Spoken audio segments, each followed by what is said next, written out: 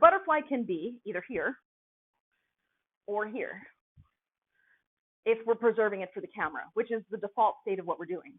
And your giant can be either here or here. No matter how you slice it, though, you're doing something to change direction. So let's do a couple different options. Let's say option number one is you're in your overhand butterfly, you flip your left hand out, you turn, you stall, and you go into your giant. Right? So if I did that at speed, I'm in the butterfly, turn, flip, stall, giant. Repeating that again, I'm in the butterfly, turn, flip, stall, giant. And your left hand has to do this, figure 8, and then stall. Yes. So if I were to do just the left hand of it, you're in the butterfly, flip, turn, stall, giant. Figure 8, stall, giant.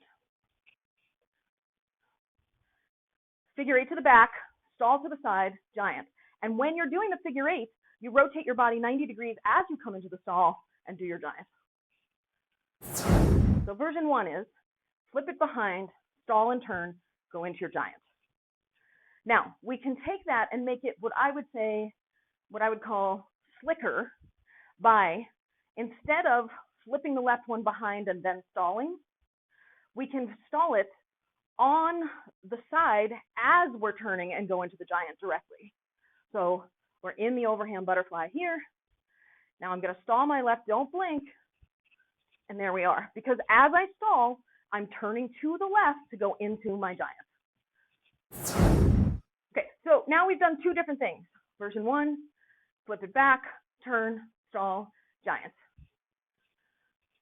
Version 2, stall and turn at the same time and go into the giant.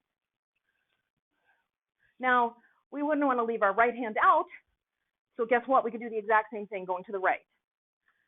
Turn and flip, and then giant. I forgot to say stall, but I should say that. Turn and flip and stall into your giant. Or stall to the side and turn into the giant.